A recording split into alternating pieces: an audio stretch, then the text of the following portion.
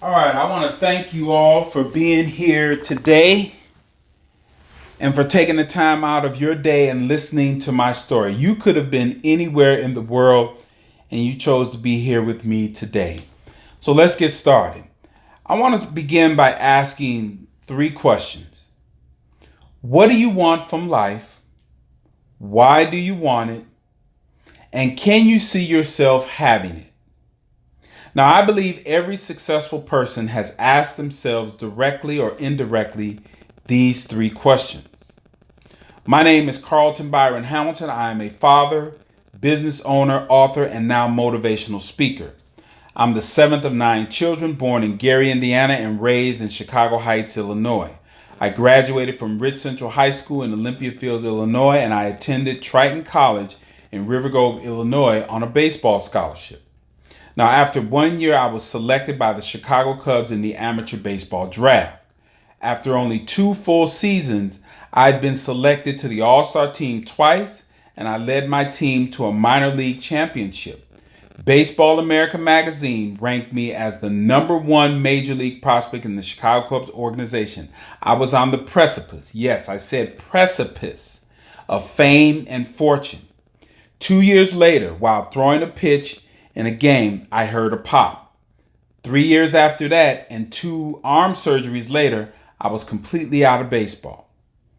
I now began a lonely journey trying to find my place in a world where I single-mindedly identified myself as a former professional athlete. In sociology, the term is called trained incapacity or occupational psychosis. It means abilities function as inadequacies or blind spots. Occupational psychosis is the concept that one's occupation or career makes that person so biased that they could be described as psychotic. Now, because of that lack of transferable skills recognition, I struggled in every area of my life: academics, employment, relationships.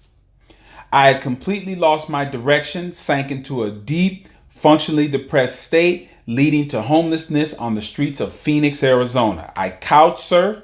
I befriended women for a hot meal, a warm bed, and or someone to hold. If that was not available, I ate unhealthy meals at fast food restaurants, convenience stores, and I stole condiments for in-between meals. I washed up in public restrooms and I slept in my car. When I lost my car, I slept in my storage unit until a felony conviction landed me in jail. It is obvious that the world seemed to be moving too fast for me. Incarceration made everything come to a screeching halt.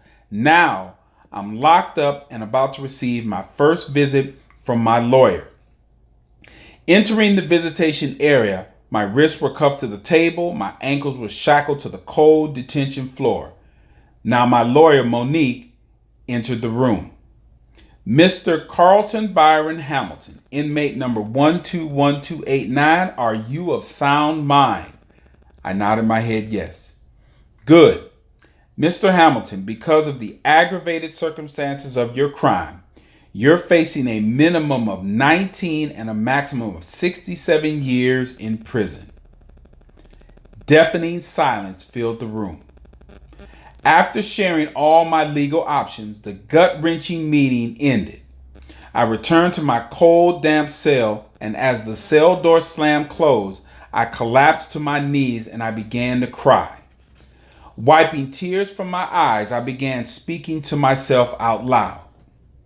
At this point, I've done everything possible to put myself in this ridiculous position. There's nothing left for me to do. God, if you're listening, I'm placing this situation in your hands. If you think I should receive the 19 to 67 years, I'll have to do it. I won't have a choice. However, if you have something else planned, I'm with that too. It's obvious my way has not worked. Now, something magical began to happen. My lawyer knew the prosecuting attorney, and they were able to reduce the sentence from the initial 19 to 67 years down to a minimum of 5 and a maximum of 12. Now, we settled on the 5, and the judge further reduced the sentence to 4 because of the love and support that poured in from family, friends through phone calls, letters, and faxes. Some even showed up and spoke eloquently on my behalf. Now, I was to begin my temporary life as a prison inmate. So let me give you a peek into a typical day of prison life. You're awakened every morning to the reality you live in a 10 by 12 by 8-foot box of cement and steel, shared with another full-grown human being. You then crawl from under your prison blankets after sleeping on prison pillows, prison sheets, in the prison-issued underwear. After relieving yourself in the prison toilet sitting strategically in the middle of your 10 by 12 by 8-foot box of cement and steel, you wash your hands and face in the prison sink. You glance in the mirror hoping not to see your image in the reflection. You brush your teeth with your 3-inch prison toothbrush. You then begin putting on your prison shirt, prison pants, prison belt, prison socks, and prison boots. You're then exposed to the dominant ideology that permeates the prison airwaves.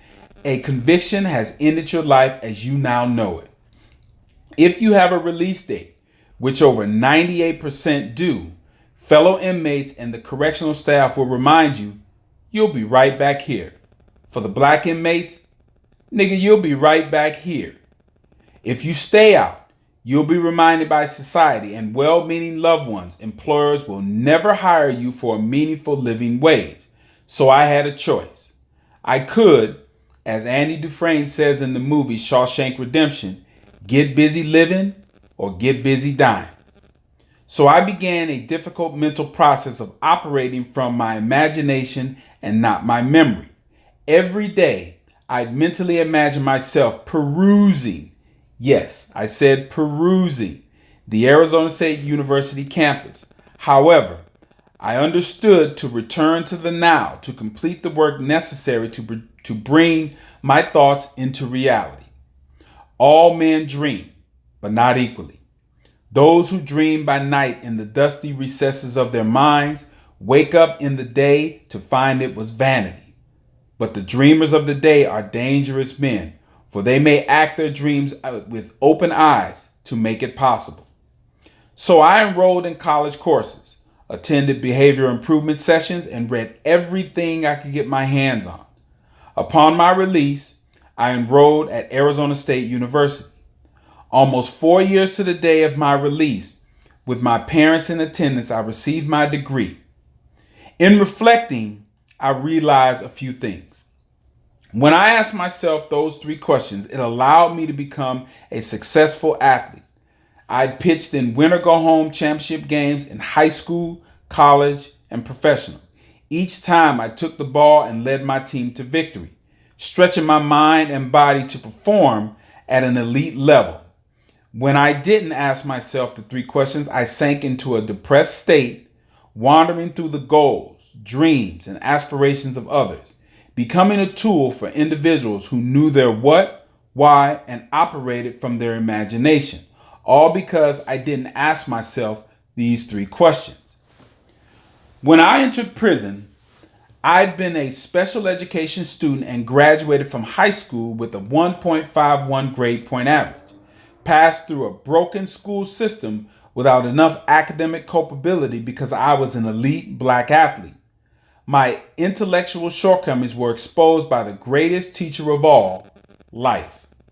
So after almost 4 years of intense, deliberate, intentional self-learning, I left the prison system with a bachelor's degree level of understanding in the areas of English, history, philosophy, mathematics, chemistry, physics, psychology, sociology, and business. With today's technology, anybody could do what it took me almost 4 years and probably half the time. Too many of us need to be backed into a corner to ask the 3 questions and realize what I believe is our universal requirement, and that is to live up to our potential, reveal our greatness to ourselves and the world, or at least strive for it. To settle for anything less than our maximum effort in seeking our greatness, I believe, is disrespectful. That's why prison, was by far the most mentally challenging, humbling, and enlightening experience of my life.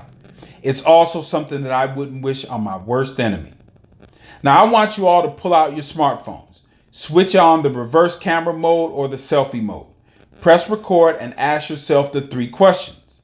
What do you want? Why do you want it? And can you see yourself having it? Then ask yourself, have I taken advantage of every opportunity presented to me up until this point? What would be your answer? Now, once you've declared what you want, why you want it, and created a clear vision in your imagination of the what in physical form, you'll need a support system. Now, I created a 9 pillars of wisdom as the 3-question support system. Number 1, show up. Woody Allen famously says 80% of success is showing up. However, I've also heard that if you show up on time, you'll get 85% of the opportunities. So if we show up on time with the plan, we'll get 90% of the opportunities. If we show up on time with the plan and a mindset to implement the plan, we'll get 95% of the opportunities. If we show up on time with the plan and a mindset to implement the plan, and we carry out the plan in the spirit of excellence, we'll get 100% of the opportunities. But first and foremost, we must show up and show out. Number 2, stop lying to yourself. When I was homeless, we all believed relief was a phone call, a handout, a good night's sleep away from these things in our life turning around. In psychology, that's called illusions of reprieve. We all were lying to one another. Harriet Tubman, when asked about her accomplishments of freeing nearly 1,000 black slaves through the Underground Railroad, she replied, "I'd have freed 1,000 more if they only knew that they were slaves." Stop lying to yourself. Number 3, give every goal a hard deadline. We have this perception of time is forever. This also has many of us subscribing to the philosophy that with time, opportunities will continue in that fashion. Therefore, we have goals without due dates. There's an old saying of take advantage of the opportunity of a lifetime during the lifetime of the opportunity. That opportunity could be a day, an hour, or just a moment. Time is the only thing we cannot replace, and opportunities may only come to us once. Give something a deadline for completion, and that creates action, a sense of urgency, and becomes what Dr. Dennis Kimbro said, what gets measured gets done. Number 4, no excuses. I heard Les Brown repeat a quote by Richard Bach when he said, "If you argue for your limitations, then sure enough, they're yours."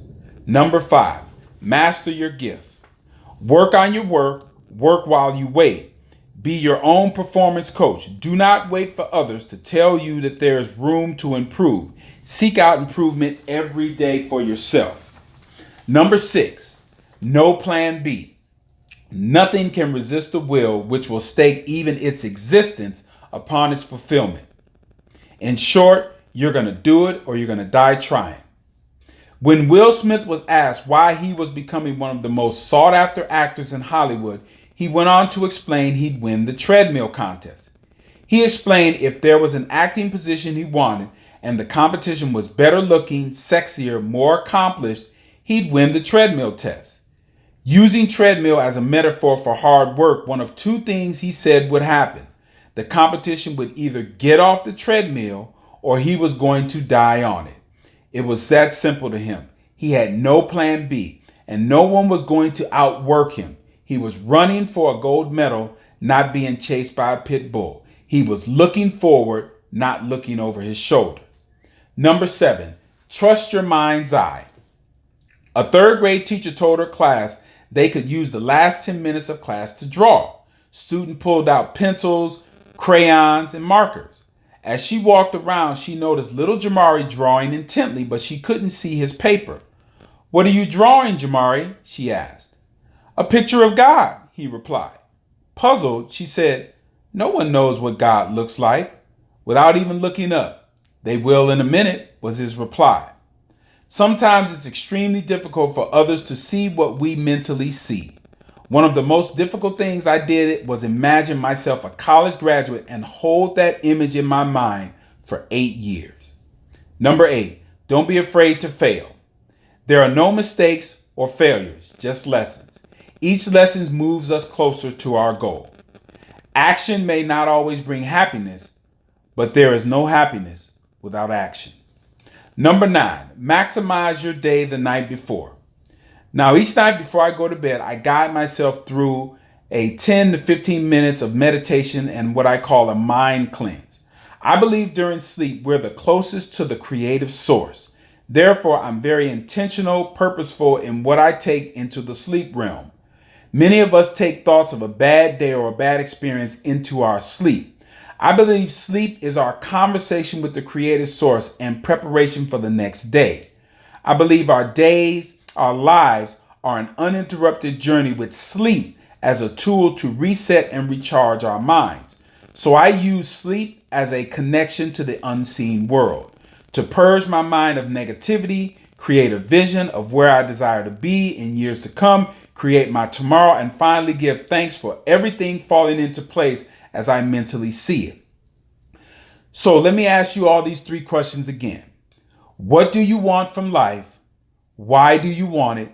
And can you see yourself having it? Because your life depends on it. Now, I want to thank you all again for being here, for taking the time out of your day and listening to my story. You all could have been anywhere in the world, and you chose to be here with me today. So thank you again, and God bless you.